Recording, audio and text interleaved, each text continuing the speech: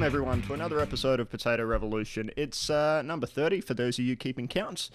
And I'm your host Mog, and I'm here with Andy. No, Andy's not here. Why is he not here, you ask? Well, I'll show you why. We did a recording earlier this week and it didn't go so well. We're both, I don't know, a little festive, a little drunk. Here's a snippet anyway.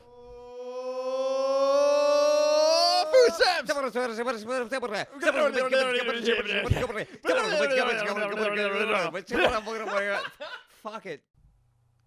So yeah, I didn't think 40 minutes of that it was really going to be beneficial to anyone. But you will hear him very soon on an interview with Murphy McLachlan. He's a comedian and DJ for the youth radio network SYN. He has a show called Aural Contraception. You may have heard of him. And it was a lot of fun talking to him about all of that stuff that he does. On that note, when I say on that note, what I should say is, how are you listening to us? Are you on Facebook? Are you streaming us through iTunes? Or are you on our potatorevolution.com official page? Any of these things, look, if you don't know about it, we're on those things.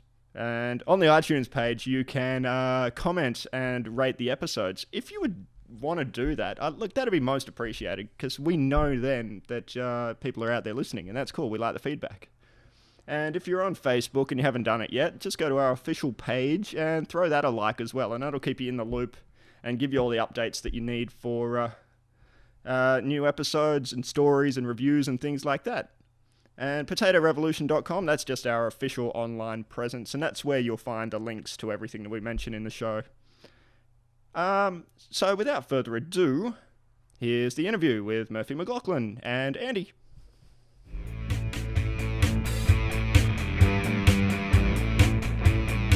We're here now with Murphy McLachlan. What's going on? Hello. Good to be here. Thanks for having me. That's quite all right. In your humble house. Yeah. Or not a house. Well, flat. No, don't. Studio. Literally studio apartment. It's still humble. It's not a house. I think humble is the most effective term to describe it. No, it's small, but it's good. Oh, thank you. Yeah.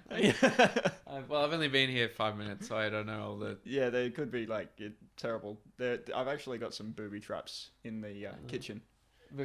Like you've set up? No. Oh, they came were there when with the place. Yeah. There is one cupboard in particular that I will not open. I've just... Was the last person that rented here Macaulay Culkin? Is that...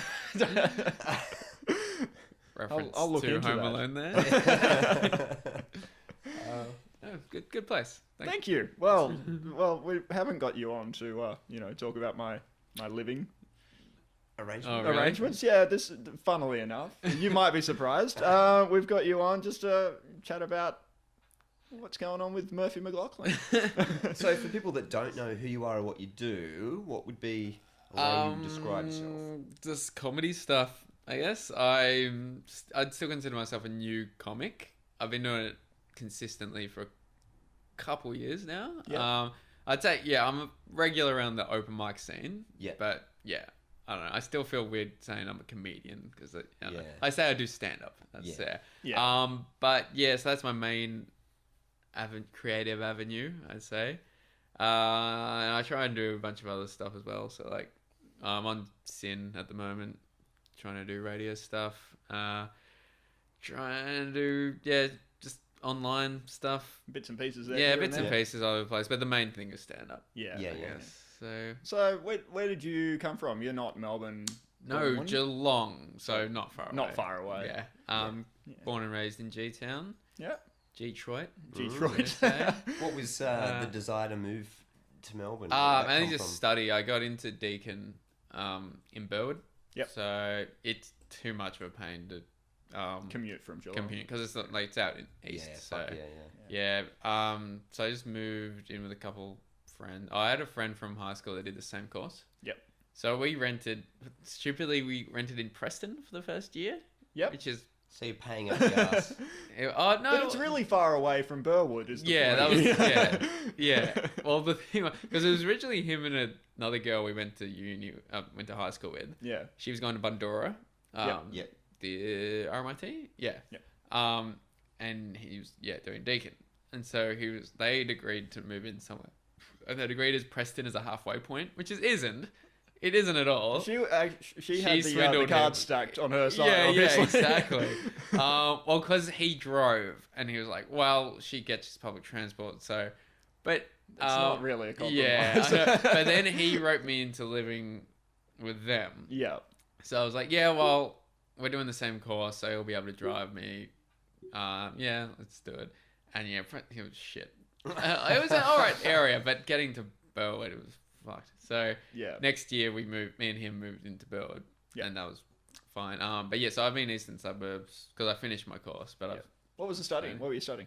film and media, film and digital media. Ah. Hence why I'm now working at a bottle-o. Yeah, I It's the logical progression, really. yeah. Standard arts course didn't really. Like you can get somewhere, but you have to. What I did is I didn't really do much in my own time. I just did the course. Whereas if you really want to get anywhere, you have to just really go out there and do your thing, get contacts, and all you've that. got to do the full-time thing and like actually push it. Yeah. And the other thing is I'm more into the creative side of things. Not so much being a lighting person or camera person, which is where Technical stuff, yeah. Yeah. So people that did get jobs out of the course, went on like Channel 10, Like riggers and stuff. So. Yeah. And even then, a lot of them lost jobs because Channel 10 cut a bunch of jobs. Yeah, they did. Yeah. So yeah, pretty much. So most now you work at a bottle shop. Yeah. We're all working at the bottle shop. That's it. Everyone that did that course. Yeah, they're either working there or they're customers. Yeah, exactly. What about you with the transition from going to uni and then doing stand-up? Well, yeah, the reason, like I actually did my first gig. I've been interested in stand-up since I finished high school. Yeah, I did my first gig the year after high school, but the reason I only really started doing it consistently until a couple of years ago was, I guess, because of uni, because I was busy with that. Constraints, yeah. What were your early like childhood influences? Like, what was the first thing that made you go, oh, like I enjoy the funny side of stuff? I don't know. It just seems I always took the funny side of, like, whenever we had to write a story in like school or anything, like I'd always not take it seriously. Yeah, It'd always be a comedy. Yeah. And I don't know what that was. I guess it was just being brought up. Well, my parents are both like, they're not conservative or anything. Yeah. So that would have, and the whole, mainly my mum's side as well, they're pretty creative and funny. So, and I guess just being brought up watching funny cartoons and stuff. Simpsons I started watching pretty young. So yeah, I guess it was just not being brought up conservatively. Yeah. And How much more fun is it to be brought up non-conservatively? pretty fun. Yeah. I don't know though. I mean, you see a lot of comics though that had conservative backgrounds, so I don't know how much the background actually plays in it. Like sometimes that could be a reason they become funny, to like kind of To break What, out, fight against rebel. it, yeah, that's right. Yeah. So I don't know why, but yeah, I never have ever written anything like dramatic or anything. Yeah. Or like, so I don't know what it was, but yeah. And in terms of actual stand up, yeah. yeah, it was probably high school. During high school, just watching the gala and stuff on TV, and just thinking, I reckon I could do that. Yeah. Just because, yeah, I reckon, yeah, a lot of the people on the like acts on the gala on that, I just watched and went, oh yeah, I can do better than that. Yeah. Like that seems like a cool job. It seemed fun to do. Yeah. But and yeah, so I'd done like gigs here and there for a few years, just made like raw comedy. Yeah. I always just entered that every year. Oh, good. When I like lived in Geelong and when I was doing uni, and like I think during uni I did a couple spots here and there at Comics Lounge and stuff. I think it was my last year of uni, third year of uni, so 2010. Yeah. About halfway through I started actually getting more into it and doing spots around Melbourne and that. And yeah, once uni finished and I had no job, I was like, all right, well, Nothing better to do. I'll pursue this more. Yeah. So, yes. Cool. So, what was your first stand-up experience? Raw comedy was the first. So one I did. that was the first which time you was actually got up on first year stage. out of high school. Yeah, I saw the. You just dived straight in there. Yeah, I saw the. That's the thing. Like a lot of people now, comics, they like get a lot of experience doing stand-up, and then they enter Raw. Yeah. Yep.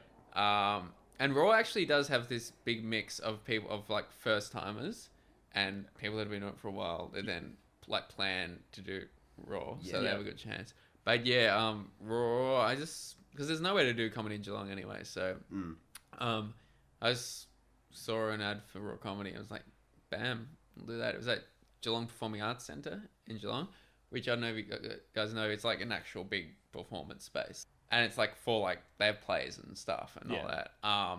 And like, you know, when Naj Barker's in the area, he like performs there, and like Carl Barron and that. I think they have the bigger area, but as opposed to raw comedy, but it's still like a big performance space, and it's just so different to how Melbourne does it, where it's just at pubs and stuff. So it's like it's really awesome to have your first gig there, because like you're on a proper stage, you have a fairly big crowd, and so it's a bunch of people who don't know who the hell you are. Yeah, so you get an honest response too. Exactly. Yeah. So how was the response? Really good. If it hadn't been good, I probably wouldn't be here now. Yeah. Wow. Yeah. No, like it was looking back on the set, it wasn't like, it was pretty shit. Obviously, first set. Yeah. But no, yeah, it got a really good response, and I think I came third. I think it was maybe 10, 12 people on. So I didn't progress each year. Because I did it next year as well. Yeah. Had decent response. Did it next year as well. Decent response, but I never got any further. Yeah. But yeah, it was good enough that I kept wanting to do it. The second gig though, it was the worst. That was the next question. What's the worst stand-up experience? So the second probably wasn't the worst stand-up experience ever, but it was still bad because like after that I got the taste for it, and I like, because I wasn't in Melbourne yet. Yeah. I was looking for places to do it, so there was nowhere around Geelong. The only place I did do it around Geelong had pro comics on. Yeah. So, and I did drive. I probably could have gone to Melbourne and done spots, but I didn't think of that. I was just looking around, and then I saw there was a charity event going on. I forget where it was, somewhere in the town in Geelong. And I think they were looking for acts, and I just emailed him and was like, "Yeah, I'm interested in doing stand up. Interested in doing blah blah blah." And he was like, "Yeah, all right, whatever." So he let me do it, and so the vibe of it was like most of it was bands or like stuff where you can talk during it. So the vibe of the audience was that people were eating and talking to each other, and then they go. And go with Jeremy Cooley. Do you know Jeremy Cooley? Do not. He's used to be a pretty prominent actor in the 90s, right? He was on Blue Heelers and I'd probably know the face. Water Rats. Yeah. Nowadays, I don't know what happened. He must have been somehow disgraced because he just does like extra roles now and like student films. When at Deakin, he was in like everyone's student. Yeah, that sounds like there's bridges that have been... One of those guys, and he's a fucking... I'll say it on here. He's a dick. That's all right. And like he does I don't know if he still does. I think he does a warm up for the footy show. Right. Oh, he used to, or maybe he still does. Like stand up. Yeah. So he, I think, has a bit of a background in stand up or whatever, or warming up. I'm doing that anyway. Yeah. Just being an arsehole in front of people. That's what you do for the footy show, isn't it? I'm sorry, footy show.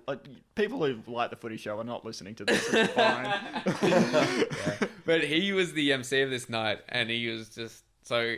He brought me on, and no one was paying attention. And I did shit because this was back when I didn't realize you could just do the same set stuff. So I did a few so you jokes. wrote a new thing every time? I think so, yeah. So I wrote, it was shitty jokes. So they were right not to laugh at it, but people weren't listening. Yeah. And I just did something crap. And then I had this joke where the whole set I'm wearing this stupid head.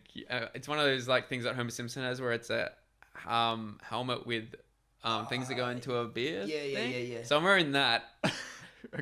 Throughout the whole set, and I don't make reference to it. Then about halfway through the set, I go, "Oh, by the way, you're probably all wondering what's with the hat I'm wearing," and I just move on to the next joke. Kind of funny. So I did that. I said, "You're probably all wondering what's with the hat I'm wearing," and then Jeremy Cooley yells out, "What's with the hat you're wearing?" And I just freeze. Like, no. You didn't know what to do. Yeah. And I just moved on. But I was like, fuck you, Jeremy Cooley. And when he was doing the intro, he was like, so this guy, he's won Raw Comedy? And I was like, no, I haven't won Raw Comedy. Oh my God. I came third in my heat. I'd written that just so it looked like I'd done something. Yeah. It was my second gig. I had no credit. So I wrote, come third in Raw Comedy Heat. And he just glanced at it and was like, all right, guys, this next guy's one Raw Comedy. So oh my God. I was like, fuck off. Yeah, no, that's... So that was that. And because I'd like, my family and that had come along to support me, and they'd like I think had to pay because it was a charity thing. Yeah. So I mean, all right, fair enough. They gave money to charity, so that was good. But like a couple of my friends had come as well, and then after it was just like, fuck, that was so bad. But and that might have been, I think the next gig I ever did was the year after in Raw. Yeah, yeah. So yeah, which went all right. So I don't know. So Yeah. between your first, second, and third gig, there was a considerable time to sort of like Yeah, exactly. work on the. That's you're that's doing. why when people ask me like how long have you been doing it, I'm like, well, 3 technically, years. technically 6 years because the first one was in 2007. Yeah. But like, Yeah. that's why, Yeah, I it think doesn't quite it's count. almost better to say how many. I don't know because I'm impressed by new stand-ups these days around Melbourne. They seem, I guess it's because there's so many rooms around. They seem to hit the ground running. They Yeah. start and they just keep doing Yeah, it. yeah. And you'll see him every week for. Yeah. all So I guess over it the is a place. fair enough question to ask how long you've been doing it in that scenario. But sometimes I think maybe a more accurate thing to get a gauge is like how many gigs you've done, Yeah, maybe. For sure. Which for me, I think is a bit over 250. That's quite think. sizable. That's quite pretty good. man. Yeah. And most of that is, well, I think, all right, I was looking at the stats the other day. I think when I started doing it when I started doing it consistently Yeah. in 2010, maybe halfway through 2010, I think that was like my 11th gig. Yeah. So, yeah, the that's- ones until then didn't really Yeah. like that. A was couple like, of years training running wheels, up. I Yeah. Yeah. so I guess, yes, over 3 years I've done 200 and something. I don't know, whatever. Yeah. Yeah. Yeah, yeah. You do a bit of radio work. The oral contraception Mm. thing. That's with Sin. Yeah, so that started with me and Suren Jarmano, who I mentioned earlier. Yep. Who's in Sydney at the moment. But yeah, he's stand up. Me and him roughly been doing it the same amount of time. We started a show on Sin FM a year and a half ago called Oral Contraception, which just a bit like this, just talking to. We had a different comic each episode. Yep. And the basic premise was we talked to them not just about stand up but TV and film comedy in general. So Right. just an all around comedy. So Yep. yeah. So we did 2 seasons of that on Sin. Yep. And then we did it as a podcast. We still use Sin's facilities. Then we did a 3rd season on Sin, which was early this year. Yeah. And then he's in Sydney now and he's too old. So That's it, because they have a cutoff rate when 25 or under. That's right. 25 Because or under. when we first moved to Melbourne, we heard about Sin and we were like, oh, this is awesome. We were 25 when we moved here, and then we left it too late. So Yeah, it's a bit I annoying. will guess a few times. That's permissible. But no, me and Soren have just started doing it again as a podcast now. So we did one episode a couple of weeks ago with Jay Morrissey, which was fun. Yeah, he's a cool but dude. yeah, so the way we have it now is we just have Soren over Skype. So Cool. yeah, which worked out fine. It was so funny when we did it. We had the studio was fucked, so we surprise, surprise, it said no. They've upgraded their facilities this year, and pretty cool setup. But yeah, for whatever reason, we couldn't record just enough. Straight through Yeah, the computer. Yeah, so we what- had similar problems when Yeah. we tried to do a Skype episode. It was Yeah, right. awful. The other studio we could do it fine, but the particular room we were in, we couldn't do it. So what we had to do is just turn up the headphones Yeah. and record the headphones. Stick a mic Stick straight a in mic there, into yeah. the headphones. Oh So, my god. so we took a Yeah. photo. It looks like, because we had Carl Chan came in for like a minute because he was doing in-joke in the other studio just by coincidence. He came in and it was like, this is What are you such a doing? weird setup. It's like, I think it was Jay said it was like the Love-Matic Grandpa, like, because you could hear Soren's disembodied voice, and you've got a mic pointed to headphones which are hanging off the mic Like, off the stand. stand, Yeah, yeah. so it just looked so weird. It was like, because we kept, whenever Soren talked, we turned to the headphones as if he was in the room, like he Yeah. was in. It was if it was the mic stand talk. Yeah, it was weird. Next time you do it, just get a photocopy of his face and hang it on. Yeah. Yeah, exactly. Another thing that's come up a pie that you have your finger in is Mm-hmm. the Commedia del Parte, St Kilda. Oh yeah, thing. we didn't mention that. Yeah, Yeah. so myself and Anthony Janot, another comic, Yep. just started running Commedia del Parte in St Kilda, which is a room that's been running for a couple of years now. Yeah. Sean, so what? Sean just. he's not Sean doing and Marcus are running another Commedia del Parte Oh, the one on the on- same yeah, night. Agent in 284, Smith yeah. Street, it. Agent, Yes. yeah. Yep. So what happened is they were having a bit of troubles with the bar, George Lane Bar in Secret. Right. So Okay. they started putting the feelers out for another venue. Yeah. They got one, but as they got that other one, the bar changed their tune.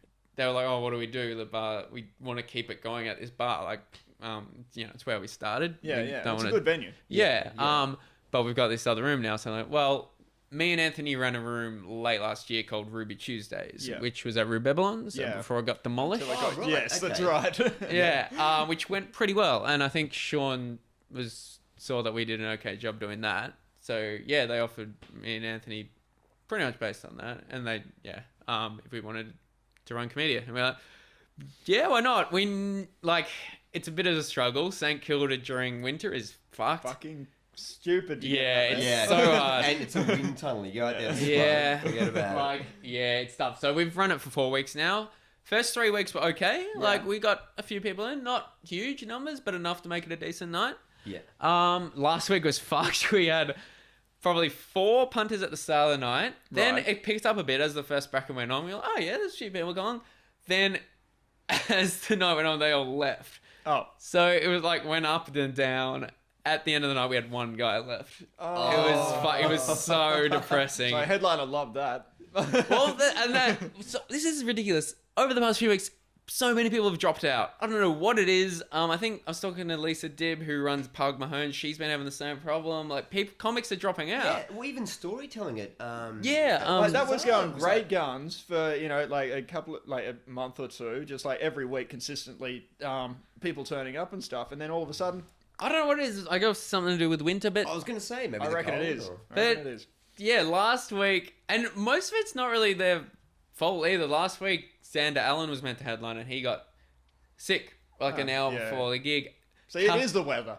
Yeah, I get it. Yeah. Khalid Kalafala was actually filling in for someone that had dropped out during the week. Yeah. So we replaced him with Khalid, and then he went to the Smith Street Comedia by mistake. Freaking idiot. Good.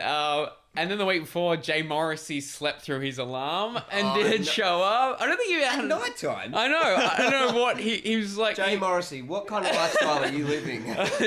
The kind of lifestyle where he could sleep in at 7 o'clock at night. You Good on lucky him. bastard. Not even 7, like 9.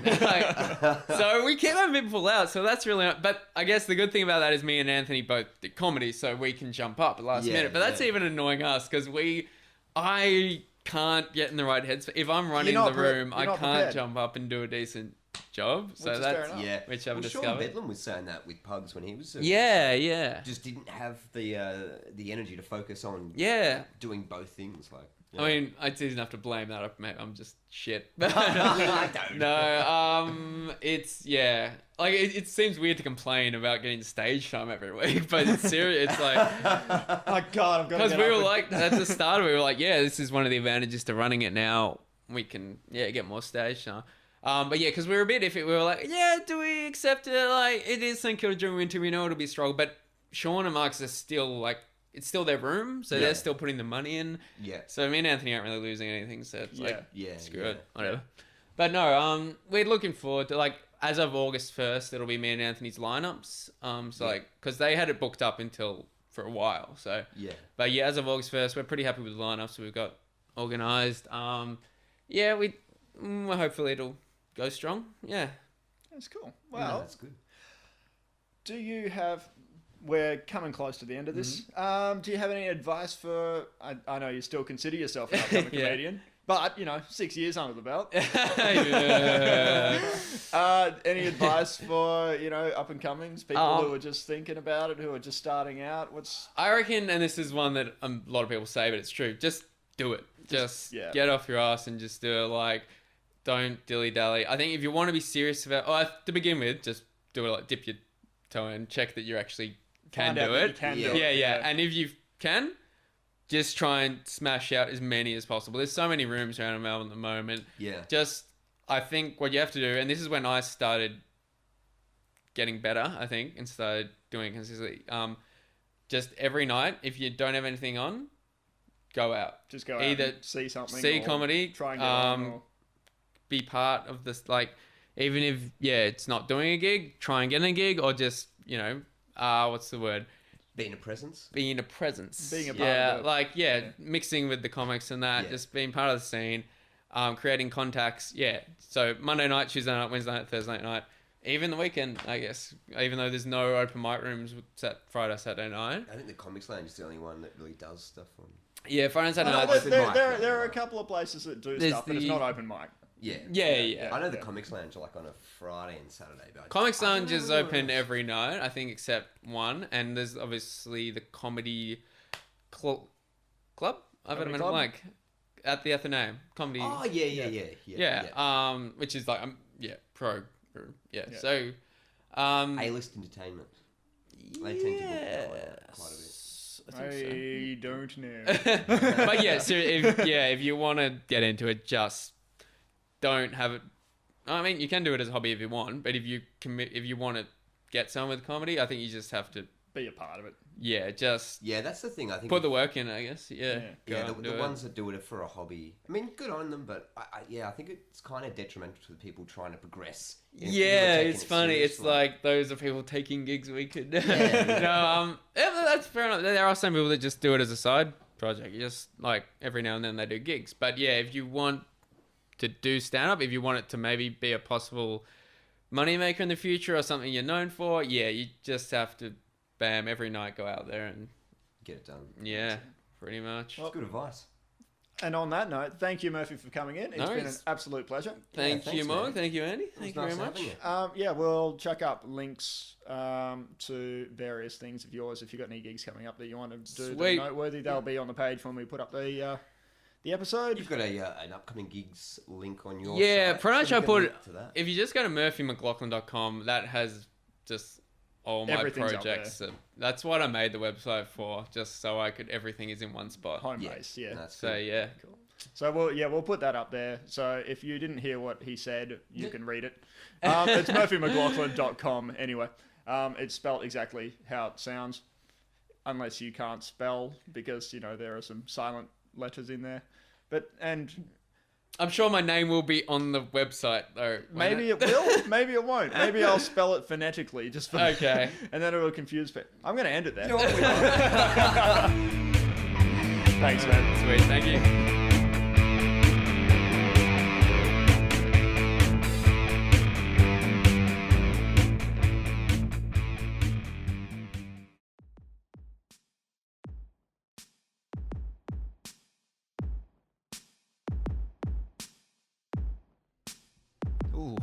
Ooh, do you feel those tasty beats? Oh, I'm enjoying it. I'm enjoying it a lot. No, sorry. No, well, these. I put some beats in here. I thought it'd be fun. I don't know. Really, I'm filling up time. We've got so much. So much. Like, these things are supposed to go for like 50 minutes. I'm at the 28-minute mark. I don't know what I'm doing. Actually, that's not true. Sorry. I led you down the rabbit hole. There was a bit of a lie. I was being fraudulent. Yeah, well, that failed recording that Andy and I did from earlier on in the week, not everything was totally unsalvageable. Some of it was, it was okay. So let's just step back in time before it all, fell into an unintelligible drivel, and we'll just check out one of the conversations that Andy and I had back when we were, and just bear in mind that we're quite drunk, so don't judge us too harshly. Tasty beats.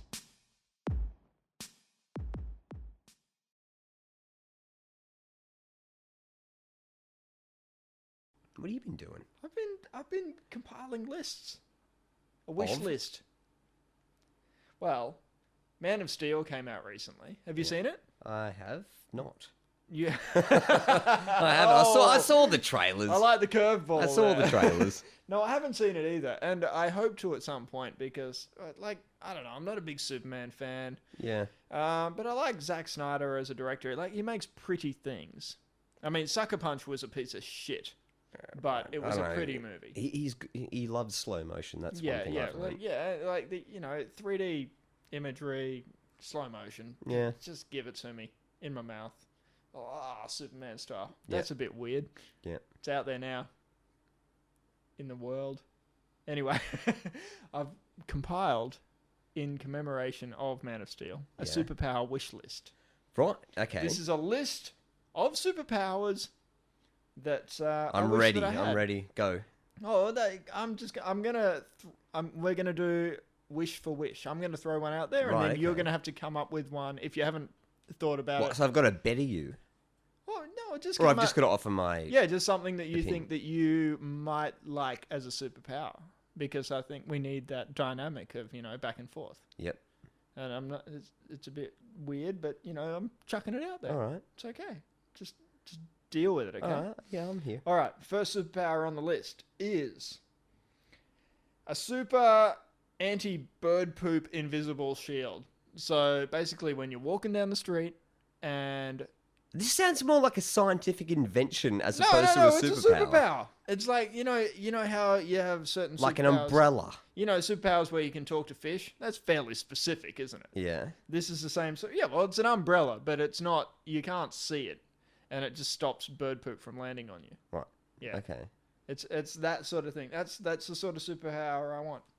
I want to be able to walk down the street and not have to worry about birds on wires above me shitting on me or anything like that. Don't fucking look at me like that. This is my wish list. No, it's fine. My brain right. just went down a weird marionette bird situation. That's fine. I'm totally confused. Well, what have you got? Give me something now. All right. Well, one. How about I would have the ability to. Obviously, one is earn money. It's not so much a superpower. Doing nothing. It's not a superpower. Doing nothing at all. It's not. That's not so much a superpower. As It's it just is more just luck of the bombing off draw. government. Yeah, pretty much. I would say the biggest superpower that I would actually like Yeah. would be to go invisible. Go invisible. Yeah, I'd kind of like What to would go you do invisible. with that? Just You creepy rapist. things. Yeah. Yeah, well, I'm not going to rape. Well, you've seen the film Hollow Man. With Yeah, Kevin there Bacon. wasn't much substance to it. Yeah, I did see that. It Alright, wasn't yeah. too bad. Yeah, but that's. But there's that's just what you certain wanna times do. in my life, 3 o'clock in the morning, you're walking home, there's a taxi, there's a bunch of idiots screaming, and you go, they're going to... Here's a situation that's about to Did you explode. get in the taxi? In this situation? In my fantasy world, I did. You wouldn't have been able to get in this taxi if you were invisible. Yeah, you I do would. realise that. I could switch it on and off. You could switch it.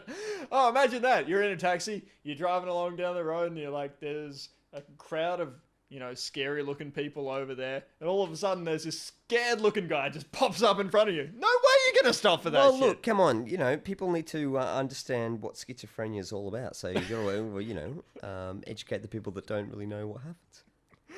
So I do that. I'm going to call... The other one. Yeah. The other one. No, wait, you've got another superpower. Yeah, I've got another Can I superpower. chuck another one out there You before can you do do it, that? go. Okay. So I want super crossing the road powers that mean I can cross roads like a normal person, at the very least. Yeah, no, you can't do that currently. Yeah, I can't do that. Have you seen me try and cross a road? yeah, I have. Yeah. There's no cars on any horizon, but Yeah. a light. Yeah. The And light I've got- shining red. And I've got you to can't cross. wait 10 minutes Yeah, you do. after it No, that is a problem. after yeah. it's green for me to walk across. I've got to look left, I've got to look right, I've got to look left, I've got to look up, I've got to look down. I've got to make sure there's nothing going on before I'm going to take that step. Yeah. And all of my friends have crossed the road and they're in the pub next door. They've been there for half an hour and I'm still waiting on the other side going, it's not safe yet. I just want to be able to cross the road like a normal person. Is that too much to ask? I think this is a perfectly fine superpower to ask for. Yeah, no, I think it's a perfectly fine thing to ask for. It's a superpower. I wouldn't call it a It's a superpower. superpower. It is. I look at other calling people. that that's the same as like a burn victim going, I'd like the superpower of having Skin. nice skin, an amputee going, I'd like legs. I'd be like a superhero. No, you'd be regular. You'd be a normal. The legs, and I could run. I could run faster than all the stumpsies. And well, I'm taking it a bit too far. That's But enough making fun of me. What was your other superpower that you had? the other superpower would be Making this segment more funny. Look, don't naysay it. Is that I'm not naysaying. Is that what you were going to say? What? That was your actual next. That was my next one. You're a fucking cunt. I've got more material here. Go. All right, okay. So I'm just going to list them off now because you're not playing ball. I'm and you playing. Think it's I'm unfunny. playing. Okay, well, okay. See, I had knowledge of who it was exactly who farted in the elevator. That's lower on the list. All right, okay, I see your point. Question. All right, yeah? When's the last time you've been in an elevator? It's been a really long time. I don't travel. Right, that's an extremely specific superpower for your situation. Look, I'm just saying that, you know, every now and again when I'm in an elevator with a bunch of people and there's a farty smell that turns up, I'd like to know whether it was me or it was actually somebody else, because sometimes I can't tell. I know that, you know, sometimes I do fart in the elevator and that's not my fault, but sometimes I'd like to know if somebody's like cut me off before I've been able to let that one go. That's kind of similar to saying I'd like the superpower of beating someone's ass in Tai Chi on Earth in case one day I'm on the moon and someone wants to have a bit of a go at me. Yeah, well, so I could win. Look, this is a superpower wish list. All right. Don't fucking pick at the details. Okay, It's a wish list. Okay, That's next. all it is. Okay. Knowing what people are listening to on their headphones. So, you know, if you're on a tram or something like that and you're looking at somebody across the way, they're sitting on a seat opposite you. They've got the headphones in. They're listening to music. They're looking out the window and that kind of thing. Just knowing what they're listening to. So every now and again, you can just mouth poignant lyrics at them. So when they're listening to it, if it says something like, "You don't know where you're going today," you just mouth it at them and just stare right at them, and then you just go about your business. I quite like that. Yeah, And because and they're going it to freak out and take their yeah, and headphones they out just- and go, "Oh, I plugged it in." Yeah, That's good. I like it. I like it. And the ability to levitate, you know, toy dogs, those little tiny puppies that people have, they have in their handbags and shit like that. Just having the ability to levitate. I haven't been to that hospital in ages though, but Just calm yourself down. The ability to levitate toy dogs out of the owner's handbags, just for fun, you know, just sort of just have it hover up, you know, about 2 feet away from them and just like have it hover around and then go back, just for fun. I didn't really think that one through, but that's okay. And also, and this is the biggest superpower on the list. This is like the number one thing, is the ability to know what I've done wrong when a significant other is angry at me, and being able to resolve that situation with a nice hot cup of tea. So, like, you know, you come home from work one day and your girlfriend is angry at you and you're just like, "I don't know what I've done." And she's just like, "You should know what you've done. If you have to ask, then what's the point?" That sort of, she gives you that sort of shit. Yep. I'd just like to, you know, be able to look at her and go, "Okay, I know what I've done, and that was a shitty thing to do. I don't want to have to absolve myself of this. I just want to give you a cup of tea, and then everything's going to be fine." That's my superpower. I wouldn't call it a superpower It's a because superpower. that's a technique that I've used multiple times in many relationships, and it's not so much a superpower. It's more of a You're a god to me. no. It's more of a what did I do? Did we go out drinking? Shit, make it better, make it better, make it better. Without I can't remember, make it better, make in it my better. eyes, that's a superpower. I've never been able to attain that. Usually, it comes to, "Oh, I don't know what I did," and if that conversation comes up. If you don't know what you did, then what the fuck? Get out. And I'm like, all right, I don't know what I did. And then, you know, 3 days later, after we've broken up and then got back together again, so what exactly did I do? And they're like, "Oh." Yeah, it's the story of my life. It's fucking horrible. It's absolutely horrible. So you know what? I'm with you. You've won me over. That's superpower. I would like to have that. That's a superpower that we should all have. Yeah. Are you still listening? You should be, because we haven't finished quite yet. There's just one last thing on the agenda before we wrap it up, and that is a Voltera gig. These guys are a band local to Melbourne who have been around for quite a while now, and they have an album launch. New album coming out. That will be on the 9th of August. The gig will be at the Northcote Social Club. Tickets are $12. and you can get those tickets through their Facebook page. That's facebook.com/Voltera Music, one word. $12 to see Voltera do their thing. That is a bargain in itself, but they're not the only ones that are playing. There are 4 people on the bill that night. There's also Circles, Death Audio, and Cyrus. So get your ticketed things. Let me say that better. Get your pre-ordered tickets and get yourself down to that one. And to play us out, well, just in commemoration of the fact that the new album's coming out, we've got another track from Voltera. It's from the Co-ORDiNATION 1 EP. There were 3 of those little guys that led up to this moment of the album launch. So, yeah, Knuckles.